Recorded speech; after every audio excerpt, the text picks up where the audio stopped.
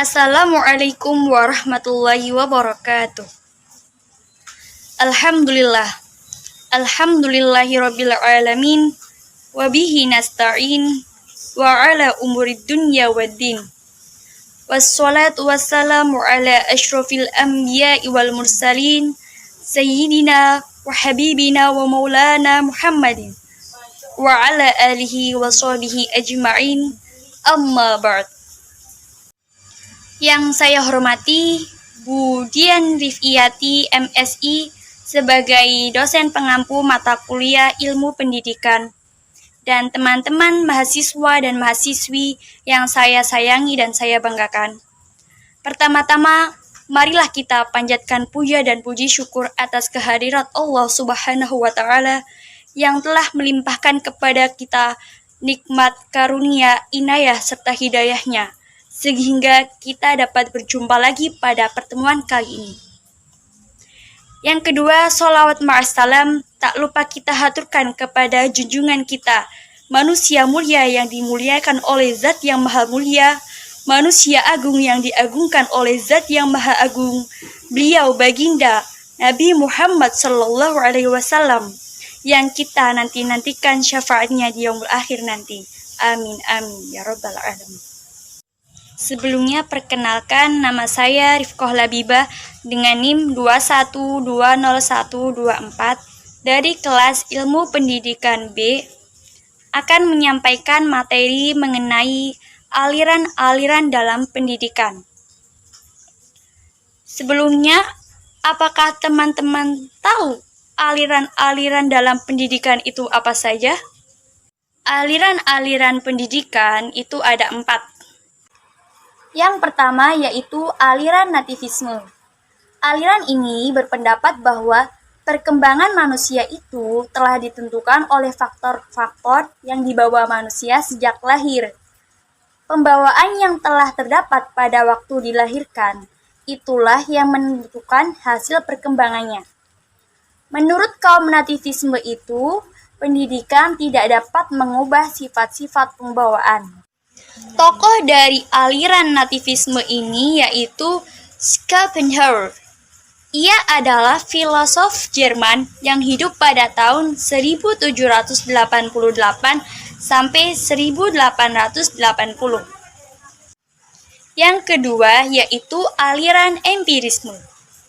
Aliran empirisme dipandang berat sebelah sebab hanya mementingkan peranan pengalaman yang diperoleh dari lingkungan, sedangkan kemampuan dasar yang dibawa sejak lahir tidak menentukan. Menurut kenyataan dalam kehidupan sehari-hari, terdapat anak yang berhasil karena berbakat, meskipun lingkungan sekitarnya tidak mendukung. Keberhasilan ini disebabkan oleh adanya kemampuan yang berasal dari dalam diri yang berupa kecerdasan dan kemauan keras. Nah, tokoh dari aliran empirisme ini adalah John Locke. Beliau merupakan filosof Inggris yang hidup pada tahun 1632 hingga 1704. Aliran empirisme mengatakan bahwa pembawaan itu tidak ada. Yang dimiliki anak adalah akibat pendidikan, baik sifat yang baik maupun sifat yang jelek. Jadi, perkembangan anak menjadi manusia itu sama sekali tidak ditentukan oleh lingkungan atau dengan pendidikan dan pengalaman yang diterimanya sejak kecil, sehingga manusia dapat menjadi apa saja atau menurut kehendak lingkungan atau pendidiknya. Yang ketiga yaitu aliran konvergensi. Aliran konvergensi merupakan kompromi atau kombinasi dari aliran nativisme dan empirisme. Aliran ini berpendapat bahwa anak lahir di dunia ini telah memiliki bakat baik dan buruk, sedangkan perkembangan anak selanjutnya akan dipengaruhi oleh lingkungan. Menurut teori konvergensi ini, bahwa seorang anak dilahirkan dengan sifat baik dan buruk. Menurutnya, pendidikan berpaut pada hereditas anak dan lingkungan sekitar. Karena hereditas dan lingkungan itu seperti dua hal yang memiliki tujuan yang sama.